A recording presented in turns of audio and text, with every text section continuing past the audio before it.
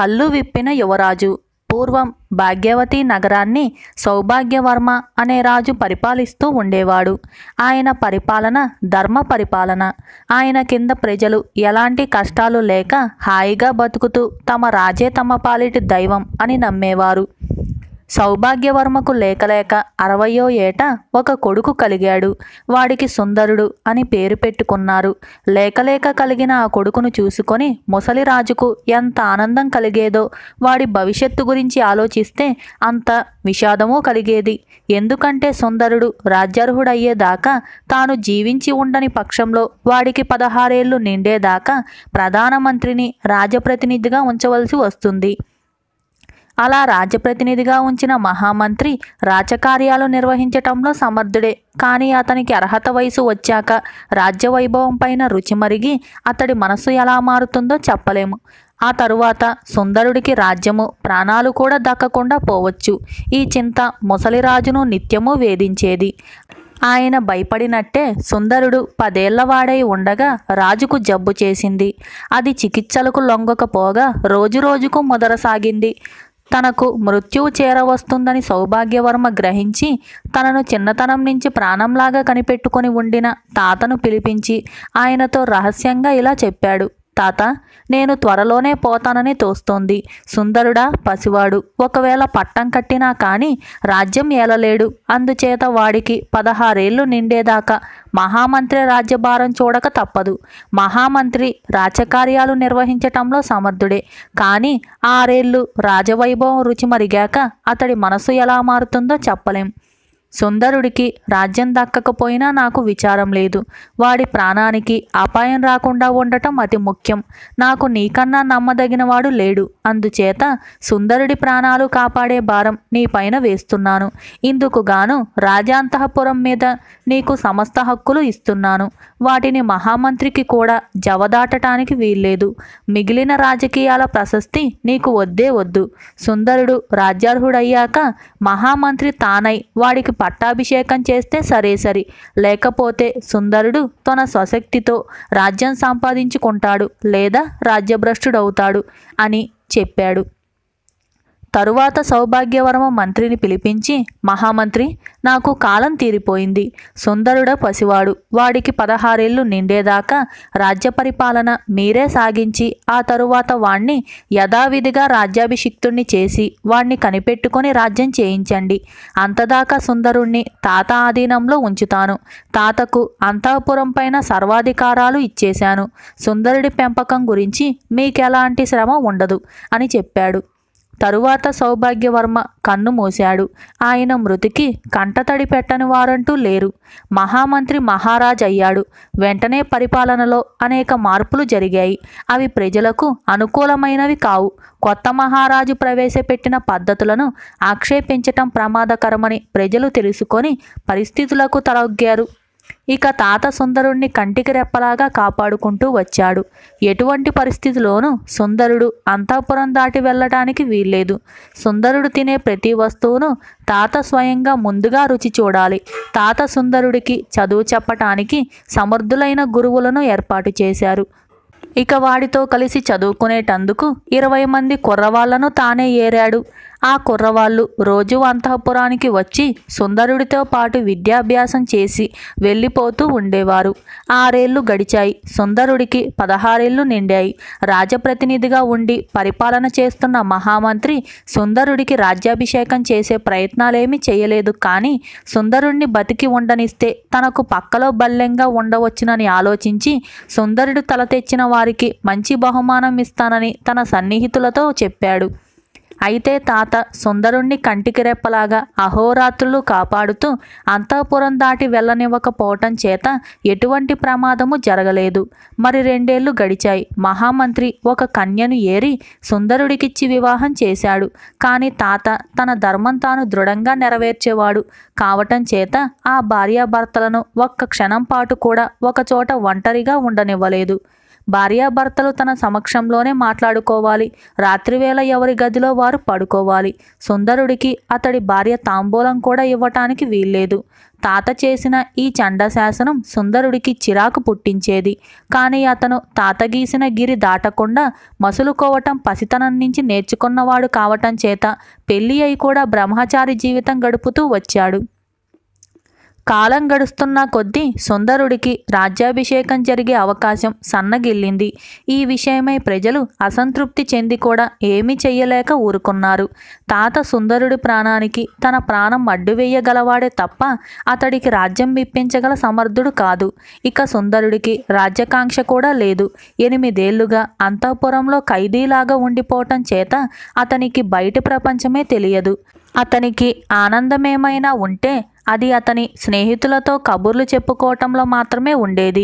వారు అప్పుడప్పుడు అంతఃపురానికి వచ్చి తాత అనుమతితో అక్కడ కొంతసేపు గడిపి మళ్ళీ ఇళ్లకు పోతూ ఉండేవారు. ఇలాగే ఒకనాటి సాయంకాలం సుందరుడు తన మిత్రులతో చల్లగాలి సేవించటానికి అంతఃపుర భవనం పైభాగానికి వెళ్ళాడు. దానిపైనుంచి నగరమంతా కనిపిస్తుంది. సూర్యాస్తమానమై సంధ్యాకాంతి ఇంకా మిగిలి ఉన్నది.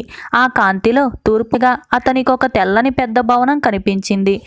సుందరుడి ఊహకు తన దగ్గర ఉన్న మిత్రులతో ఆ భవనం ఎవరిదో అని అన్నాడు.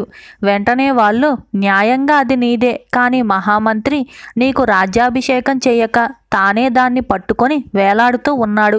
అది రాజ్యభవనం. అందులోనే ఆయన రోజు కొలువు తీరి సభ చేస్తూ అధికారం వెలగబెడుతున్నాడు. 2 ఏళ్ల క్రితమే అక్కడి సింహాసనం మీద నువ్వు కూర్చోవలసింది. ఇక కూర్చునే ఆశ కూడా లేదు. పైపెచ్చు ఈ మహామంత్రి నుంచి నీకు ప్రాణాపాయం కూడా ఉన్నదనుకోవచ్చు. అయినా నీకు రాజ్యం ఇవ్వని వాడు నీ ప్రాణం మటుకు దక్కనిస్తాడా అని అన్నారు. ఈ మాటలు సుందరుడి హృదయంలో బాగా నాటుకున్నాయి. 2 ఏళ్లుగా తన హక్కును తాను విడిచిపెట్టి ఆడదానిలాగా చేతులు కట్టు కూర్చున్నందుకు అతను చాలా సిగ్గుపడ్డాడు. ప్రపంచం దృష్టిలో తనకు మానమే లేకుండా పోయింది. ప్రాణాలు ఉంటే ఎంత, లేకపోతే ఎంత అని అనుకున్నాడు. ఆ రాత్రి చాలాసేపు కబుర్లు చెప్పుకొని తన మిత్రులు ఇళ్లకు బయలుదేరేటప్పుడు సుందరుడు వారితో, మీరందరూ రేపు ఉదయం ఇక్కడికి రండి, మనం గుర్రాల మీద 4 బజార్లు తిరిగి వద్దాం అన్నాడు. వారు సరే సరి అని వెళ్ళిపోయారు. సుందరుడు తెల్లవారుజామునే లేచి తాతతో, తాత, నేను నా మిత్రులు ఇలా 4 వీధులు తిరిగి వస్తాం, గుర్రాలు సిద్ధం చేయించు అన్నాడు. యువరాజులో కలిగిన ఈ మార్పుకు తాత సంతోషించాడు. ఆయన యువరాజు ఊరేగటానికి కావలసిన ఏర్పాట్లన్నీ చేశాడు. సుందరుడి మిత్రులు 20 మంది వచ్చారు. అతను వారందరితో పాటు గుర్రం ఎక్కి బయలుదేరాడు. తాత మరొక గుర్రం మీద కత్తి దూసి అంగరక్షకుడిగా బయలుదేరాడు. ఈ ఊరేగింపుకు ముందు వెనక సాయుధ భటులు నడిచారు. తాను తన బలగంతో వీధుల వెంట పోతుంటే జనం కేసి సంతోషంగా చూడటము, తన పట్ల ఎంతో అభిమానము, భక్తి ప్రదర్శించటము సుందరుడు గమనించాడు. వాళ్ళు 4 వీధులు తిరిగి రాజ్యసభ సాగుతున్న తెల్ల భవనానికి వెళ్ళారు. యువరాజును చూడగానే సభికులందరూ లేచి ఎంతో భక్తితో నమస్కారాలు చేశారు. సింహాసనం మీద కూర్చొని ఉన్న మహామంత్రి మాత్రం లేవలేదు. సుందరుడు వెంటనే వెనక్కు తిరిగి వచ్చి గుర్రం ఎక్కి తన అంతఃపురానికి వచ్చేశాడు. అతని మిత్రులు వెళ్ళిపోయాక అతను చాలాసేపు దీర్ఘంగా యోచించాడు. ప్రజలకు తనపైన అనురాగం ఉన్నట్టే కనబడుతుంది. కానీ వారికి రాజ్యప్రతినిధి అయిన మహామంత్రి పైన ఎటువంటి భావం ఉన్నదో తెలియలేదు. నిండు సభలో ఆయన తనను అమర్యాదగా చూశాడంటే ఆయనకు ప్రజలలో కొంత బలం ఉండవచ్చు. నగరంలో గల వాస్తవ పరిస్థితులు తెలుసుకోవాలని సుందరుడికి గాఢమైన కోరిక కలిగింది.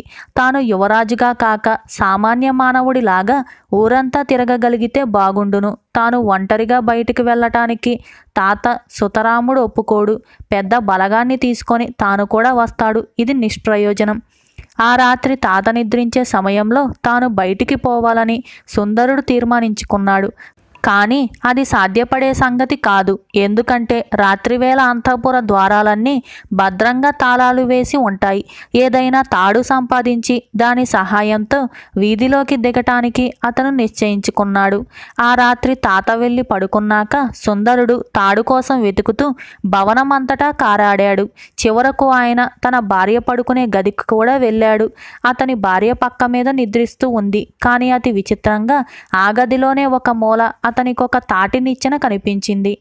ఆ తాటినిచ్చెన ఇక్కడ ఎందుకున్నది అని ఒక్క క్షణం పాటు ఆశ్చర్యపోయి, తరువాత తన కోరిక నెరవేరింది కదా అని తృప్తిపడి, దాని సహాయంతో అతను ఆ రాత్రివేళ కోటగోడ మీది నుంచి వీధిలోకి దిగాడు. ఆ సమయంలో నగరం ప్రశాంతంగా ఉన్నది. ఎక్కడా జనసంచారం లేదు. అతను కొంత దూరం వెళ్ళి ఒక ఇంట్లో ఏదో సంభాషణ వినపడగా అది వినాలనే ఉద్దేశంతో ఇంటి వెలుపల ఉన్న అరుగు మీద కూర్చున్నాడు. లోపల ఒక బ్రాహ్మడు ఆయన భార్య మాట్లాడుకుంటూ ఉన్నారు. ఏం చేస్తాం, ముసలి రాజుగారు బతికి ఉండగా మనకే లోటు ఉండేది కాదు. ఆయన యోగ్యత గుర్తించగలవాడు కనుక మనకు దరిద్ర బాధ లేకుండా చేశాడు. ఈ మహామంత్రి సింహాసనం ఎక్కాక అటువంటిదేదీ లేకుండా పోయింది. పోని యువరాజు వచ్చాక మన కష్టాలు గట్టెక్కుతాయి కదా అనుకుంటే ఆ ఆశ కూడా అడుగంటింది. ఈ కుర్రవాడు రాజ్యం అడిగేటట్టు లేడు, ఈ నీచుడు ఇచ్చేటట్టు లేడు. ఇవాళ యువరాజు సభలోకి వస్తే ఆ దుర్మార్గుడు లాంఛనంగానైనా లేవలేదట. ఇక మనకి దేశం వచ్చిరాదు, మరెక్కడికైనా పోదాం అంటున్నాడు బ్రాహ్మడు.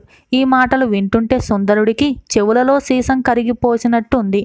చి, ఇక ఉపేక్షించరాదు, రాజ్యం పుచ్చుకుపోవలసిందే. ఈ బ్రాహ్మడిలాగా బాధపడుతున్నవారు నగరంలో ఇంకా ఎందరున్నారో అనుకుంటూ సుందరుడు ఇక్కడి నుంచి కదిలాడు. త్వరలోనే అతను నగరపు తూర్పు ద్వారం చేరుతూ ఉండగా సన్నగా తుంపరపడుతూ సాగింది. సుందరుడు ఆ సమీపంలోనే ఉన్న వినాయకుడి గుడిలోకి దూరాడు. మరికొద్ది సేపటికి జల్లు కాస్త పెద్దదైంది. ఎవరో ఇద్దరు మనుషులు గుడిలోకి వచ్చారు. వారి కంట పడకుండా ఉండటానికి గాను సుందరుడు చప్పున వినాయకుడి విగ్రహం వెనక్కు వెళ్ళాడు. ఆ వచ్చిన మనుషులు ద్వారం వెలుపల మైదానంలో గొర్రెలను మేపుకునేవాళ్ళు. వాళ్ళు గుడిలోకి చేరి అది ఇది మాట్లాడుకోసాగారు. ఈ మాటల మధ్యలో ఒకడు రెండో వాడితో ఇలా అంటున్నాడు. విన్నావా, ఇంతకాలం అంతఃపురాన్ని విడిచిరాని యువరాజు ఇవాళ పెద్ద పులి నోట్లో తలదూర్చాడట. అదృష్టవంతుడు ప్రాణాలతో బయటపడ్డాడు. ఆ అబ్బాయి తల తెచ్చిన వాళ్ళకి మహామంత్రి 1,000,000 వరహాలిస్తాడని పొక్కారు అని అన్నాడు. వాడు ఎంత పాపానికైనా సిద్ధమే, వాణ్ణి పట్టపగ్గాలు లేకుండా చెయ్యాలి. అందుకే జనాన్ని తెగ కాల్చుకు తింటున్నాడు అన్నాడు రెండోవాడు. ఇంతలో దూరాన బండి చప్పుడు వినిపించింది. అడుగో వాడే వస్తున్నట్టున్నాడు. రోజు ఈ వేళప్పుడే రాసక్రీడలకు బయలుదేరుతాడు. వాన తగ్గింది, మనం పోదాం పద అనుకొని గొర్రెల కాపర్లు గుడిలో నుంచి గబగబా వెళ్ళిపోయారు. సుందరుడు విగ్రహం చాటు నుంచి యువతలకు వచ్చి బండి చప్పుడు ఆలకించాడు. అది త్వరలోనే చేరవచ్చింది. బండి గుడిని దాటి కాస్త ముందుకు వెళ్ళగానే సుందరుడు దాని వెనుక మెట్ల మీద ఎక్కి కూర్చున్నాడు. బండిలో మహామంత్రి, ఆయన ముఖ్యమంత్రి ఉన్నారు. వారు మాట్లాడుకుంటున్నారు. మన మనుషులంతా ఎక్కడ చచ్చినట్టు? వాడు పట్టపగలు వీధులన్నీ తిరిగి వస్తే ఏ మూల నుంచి ఒక బాకు విసిరినా పని తీరిపోయి ఉండేది కదా. వాణ్ణి ప్రాణాలతో ఇంటికి పోనిచ్చారే అన్నాడు మహామంత్రి. ఆయన మాట్లాడుతున్నది తనను గురించేనని సుందరుడికి అర్థమైంది. మహారాజా, యువరాజు బయటికి వస్తారని ముందుగా ఎవరికీ తెలియదు. దానికి తగ్గట్టు అతని చుట్టూ మిత్రులున్నారు. అతని పక్కనే తాత ఉన్నాడు. ముందు వెనక భటులున్నారు. అదీ కాక నాదొక మనవి. ఆ పిల్లవాని ప్రాణాలు తీయవలసిన అవసరం మనకేముంది? 2 ఏళ్లుగా వాడు రాజ్యం అడగనే లేదు, ఇక అడగబోడు. వాణ్ణి చంపటం వల్ల నష్టం బోలెడంత ఉన్నది.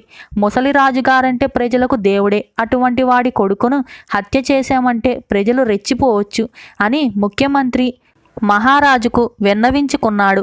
నీకు కొంచెం కూడా బుద్ధి లేదు. వాడు బతికి ఉన్నంత కాలము ప్రజలు వాడిపైన లేనిపోని ఆశలు పెట్టుకుంటారు.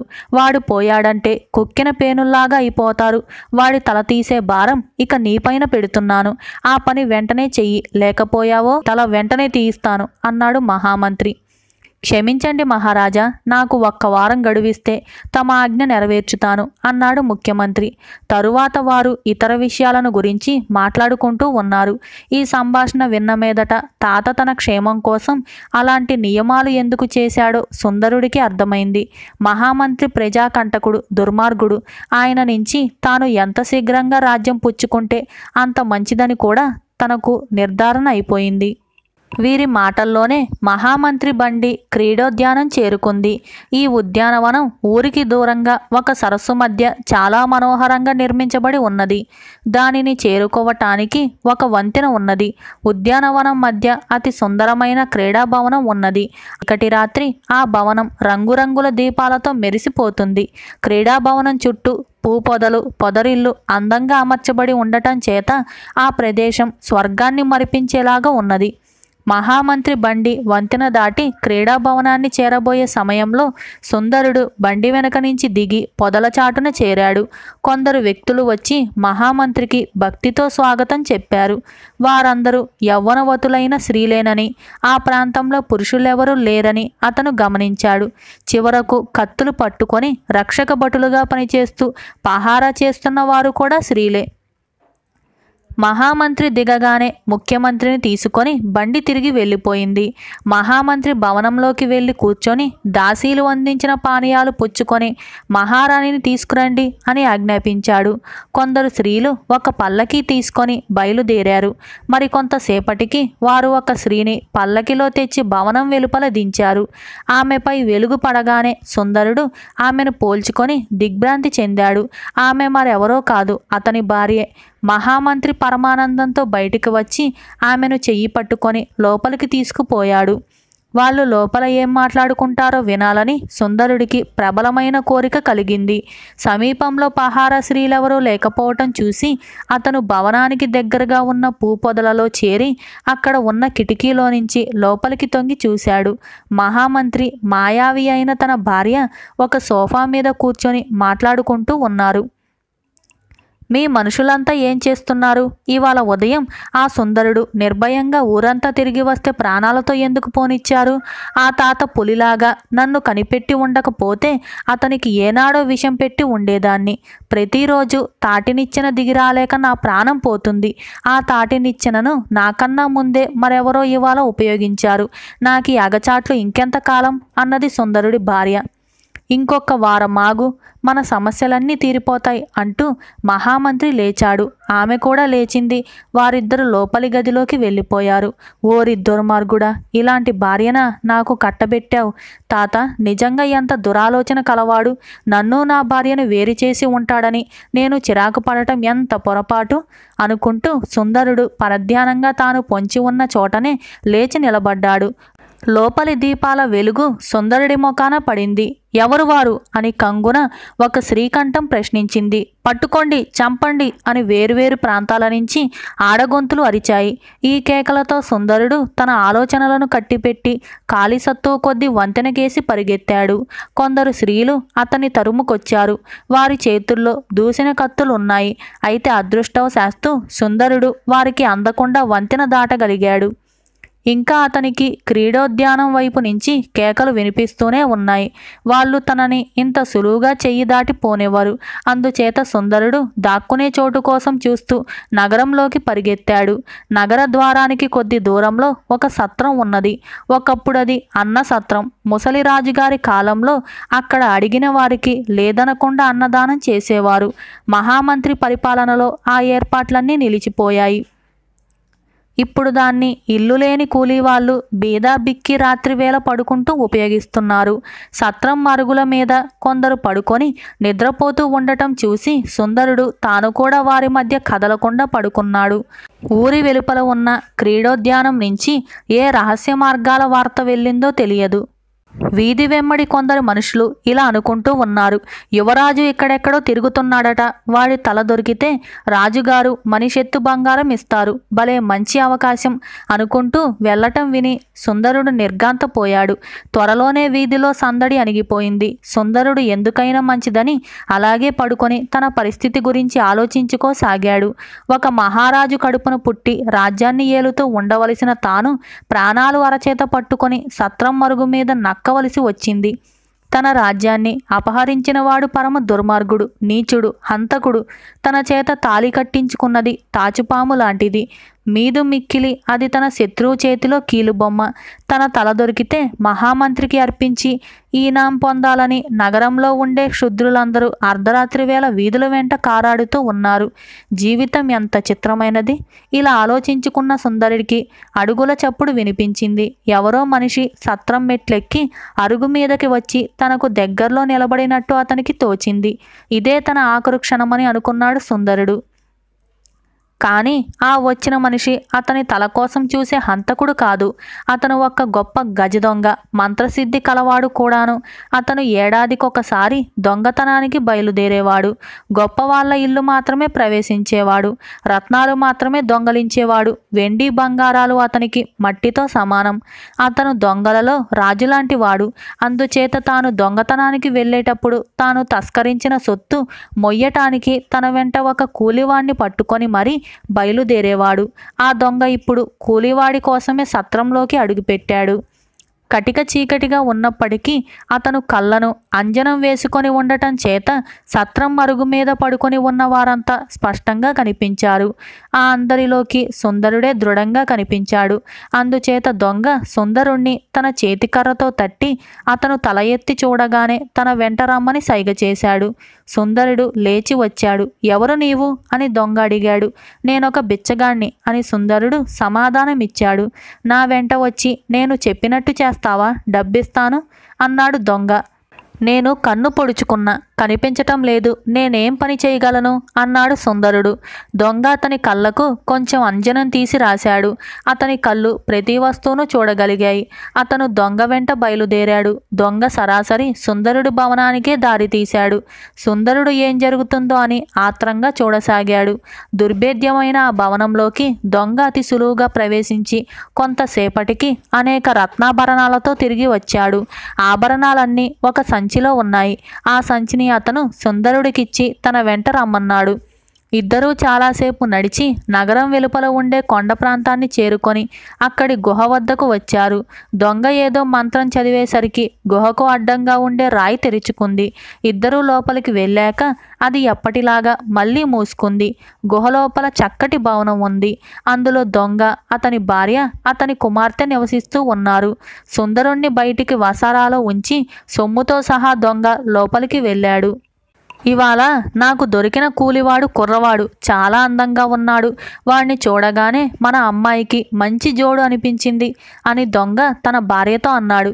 ఎంత అందంగా ఉంటే మాత్రం కూలివాడికి అమ్మాయిని ఎలా ఇస్తాం? అందరినీ చంపినట్టే వాణ్ణి కూడా చంపేయండి, అమ్మాయికి సంబంధమే దొరకపోతుందా ఏమిటి అన్నది భార్య. తన తల్లిదండ్రులనుకునే ఆ మాటలు విని దొంగ కూతురు వసారాలోకి చల్లగా వచ్చి సుందరుణ్ణి చూసింది. వెంటనే ఆమెకు అతనిపై ప్రేమ, జాలి పుట్టాయి. ఆమె చప్పున అతని చెయ్యి పట్టుకొని గుహద్వారం వద్దకు లాక్కుపోతూ వెంటనే వెళ్ళిపో, లేకపోతే నీ ప్రాణాలు దక్కవు అన్నది. ఆమె అతనికి మంత్రం చెప్పింది. ఆ మంత్రం చదవగానే గుహ తెరుచుకుంది. సుందరుడు బయటికి వచ్చి నగరం కేసి పరిగెత్తాడు. తన ప్రాణాలు కాపాడిన దొంగ కుమార్తె చాలా అందగత్తె. ఆమె అందాన్ని, ఆమె తనపై చూపిన అభిమానాన్ని అతను మరువలేకపోయాడు. చాలా దూరం పరిగెత్తి అలసిపోయి ఉండటం చేత సుందరుడు ఎక్కడైనా చతికిలబడి కాస్త విశ్రాంతి పుచ్చుకుందామని అనుకున్నాడు. అతను ఒక ఇంటి ముందున్న అరుగు మీద కూర్చున్నాడు.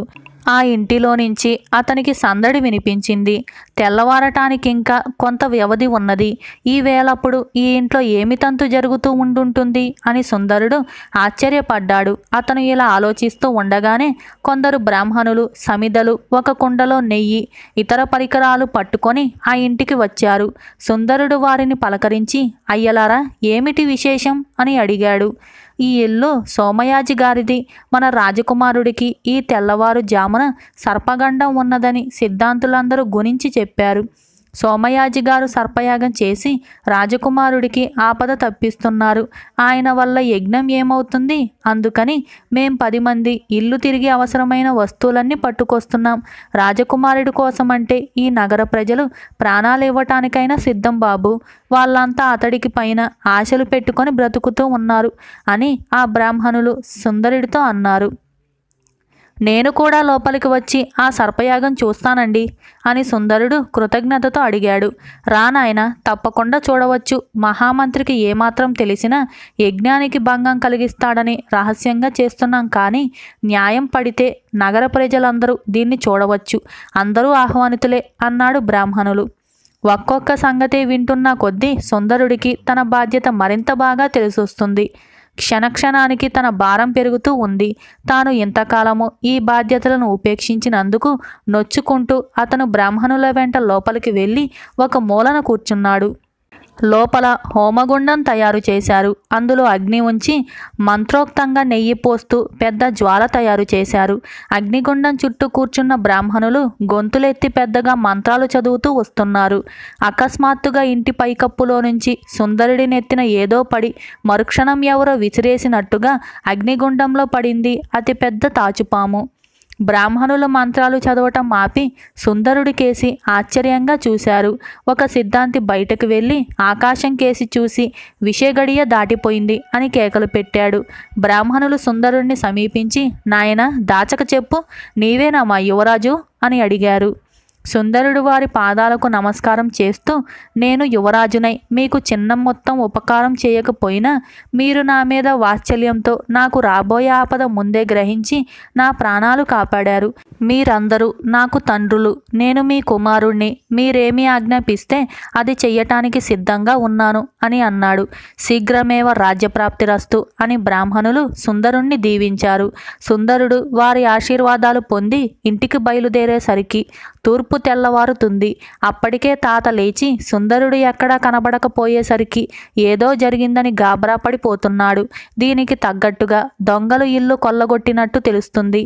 మహామంత్రి ఏదో దొండగం చేశాడని, తాను ఇంతకాలము రాజకుమారుణ్ణి కాపాడటానికని చేసిన ప్రయత్నమంతా బూడిదలో పోసిన పన్నీరైపోయిందని, యువరాజు ఇక మళ్ళీ తనకు ప్రాణాలతో కనిపించడని ఆ ముసలివాడు తహతహలాడిపోతున్నాడు.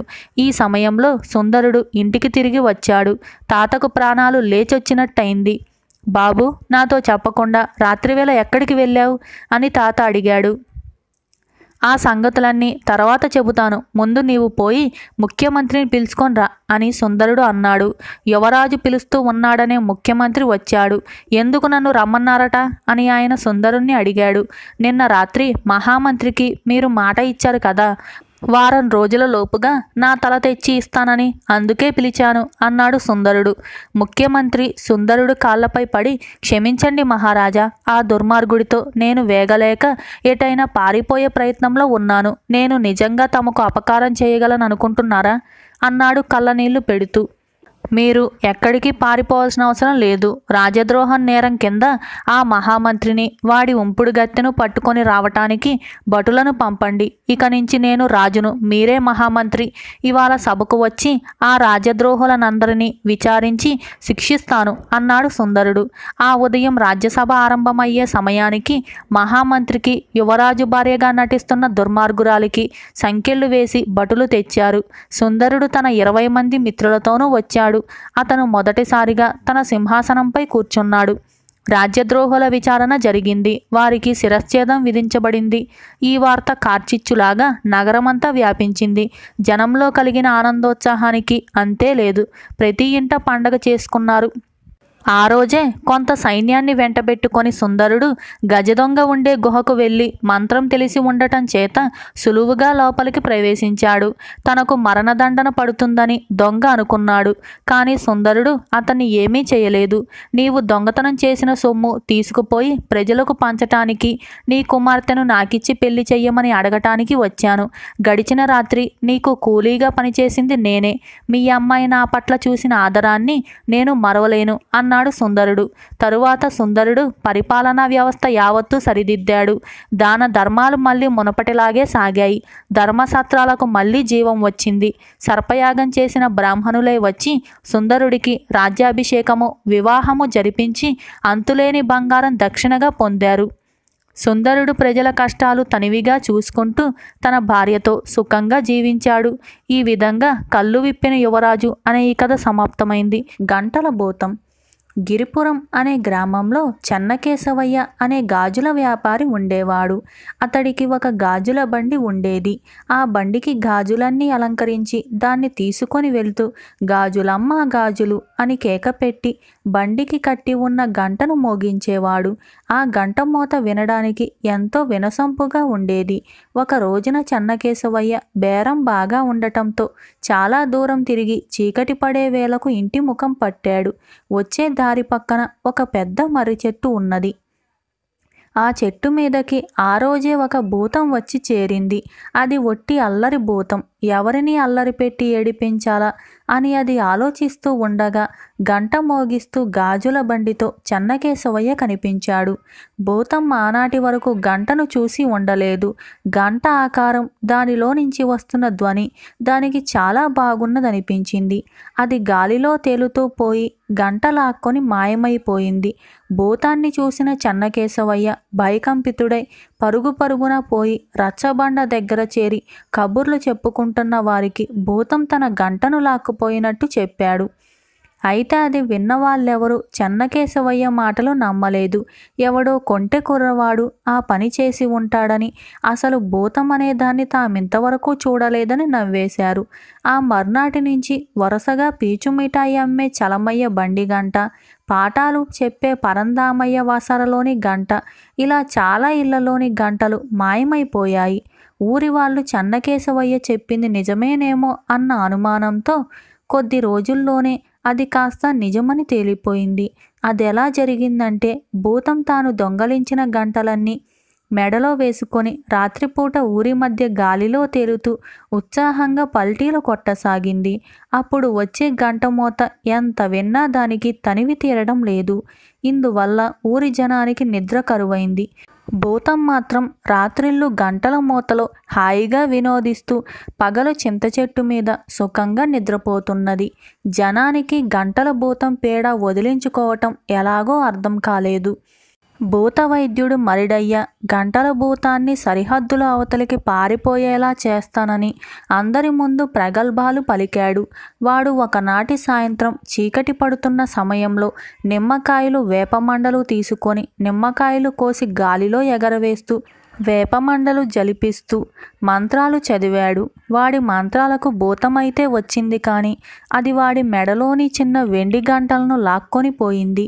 అది చూసి మరిడయ్య లబోదిబోమన్నాడు. ఇలాంటి చిలిపి భూతాన్ని తానే కాదు, తన గురువు గౌడన్న కూడా చూడలేదని, తన మంత్రాలు హాని చేసే పొగరుబోతు భూతాల మీద పనిచేస్తవి కానీ ఇలాంటి చిల్లర మల్లర చిలిపి భూతాల మీద పనిచెయ్యవని చెప్పి ఇంటి దారి పట్టాడు. ఇలాంటి సమయంలో పట్నంలో చదువుకుంటున్న వసంతుడనే యువకుడు ఆ ఊరిలోని చుట్టాల ఇంటికి వచ్చాడు. అతడికి గంటల భూతం ఊరి జనానికి నిద్ర లేకుండా చేయటం గురించి తెలిసింది. వసంతుడు ధైర్యవంతుడే కాక చాలా తెలివైనవాడు. తన తెలివితేటలతో ఏదో ఒక యుక్తి పన్ని గంటల భూతాన్ని ఊరి నుంచి తరిమేయాలనుకున్నాడు. ఒకనాటి రాత్రి వసంతుడు ఒక పెద్ద గంట పట్టుకొని వీధులలో తిరగసాగాడు. అతడు ఊహించినట్టే నడిరేయి కావస్తున్నప్పుడు గంటల భూతం మెల్లగా గాలిలో తేలుతూ అతడి ముందుకు వచ్చి దిగింది. వసంతుడు దాన్ని చూసి ఏమాత్రం భయపడకుండా నిలబడ్డాడు. అప్పుడు భూతం తన పెద్ద కళ్ళను చక్రాల్లా తిప్పుతూ నోరు తెరిచి బయటకి మంటలు ఊదసాగింది. వసంతుడు చిన్నగా నవ్వి, మంటల్ని కొంతసేపు అలాగే తెప్పించు, ఇది అసలే చలికాలం కదా, కానీ ఖర్చు లేకుండా చలి కాచుకోవచ్చు అన్నాడు. ఆ మంటలకు గంటల భూతం విస్తుపోయి నోటి నుంచి మంటలు తెప్పించడం ఆపి మిగతా ఊరి వాళ్ళలా నన్ను చూస్తూనే, గంట అక్కడ పారేసి పారిపోతావనుకున్నాను. సరే, నీ ధైర్యానికి మెచ్చాను. నీ చేతిలోని గంట చాలా బాగున్నది, అది ఇచ్చి ఇంటికి పో అన్నది. అందుకు వసంతుడు, ఇలా ఇచ్చినందువల్ల ఏం ప్రయోజనం ఉండదు, గంటను మోగించడం నీ వల్ల కాదు అన్నాడు. గంట మోగించడం నా వల్ల కాదా? నా మెడలో ఎన్ని గంటలున్నవో చూడు, వీటన్నింటినీ నీ చెవులు దిబ్బిడెత్తిపోయేలా మోగించగలను అంటూ భూతం గంటలను మోగించింది. అది చూసి వసంతుడు, ఈ గంటను నీకిస్తాను, అయితే అందుకొక పందెం ఉన్నది. ఈ గంటను నువ్వు మోగించలేకపోతే ఆ మరుక్షణమే నీవి ఊరు వదిలి వెళ్ళిపోవాలి. అందుకు నీకు ఇష్టమేనా అని అడిగాడు. ఇష్టమే, ఇది ఒక పెద్ద పందెమేనా అంటూ భూతం చెయ్యాడించింది. వసంతుడు దానికి గంటనిచ్చాడు. భూతం దాన్ని మోగించాలని అటూ ఇటూ ఊపి చూసింది, కానీ గంట మోగలేదు. అప్పుడు భూతం గంట లోపలికి చూసి, మోసం, దీనికి కాడలేదు, ఎలా మోగుతుంది? పోనీ నువ్వు మోగించి చూపించు, పందెం ప్రకారం ఈ ఊరు వదిలి నేను పోతాను అన్నది. వసంతుడు గంట అందుకొని దాన్ని ఊపాడు. గంట గనగనామంటూ పెద్దగా మోగింది. అది విని భూతం, బిక్కమొహం పెట్టి, చూడబోతే నువ్వు పెద్ద గొప్ప మాంత్రికుల్లా ఉన్నావు. పందెంలో నువ్వే గెలిచావు. అన్నమాట ప్రకారం ఇప్పుడే ఈ ఊరు వదిలి వెళ్ళిపోతున్నాను అంటూ గాలిలోకి లేచి ఊరొదిలి ఎక్కడికో పారిపోయింది. వసంతుడు చిన్నగా నవ్వుకుంటూ బయటకు కనిపించకుండా చొక్కా కింద ముంచేతికి కట్టుకున్న చిన్న గంటను ఊడదీశాడు. చెయ్యి కదిలించినప్పుడు భూతానికి వినిపించింది ఆ గంట చప్పుడే. అయినా భూతం ఆ సంగతి గ్రహించలేకపోయింది. ఈ విధంగా ఆ ఊరికి గంటల భూతం పేడాన్ని విరగడ చేశాడు వసంతుడు.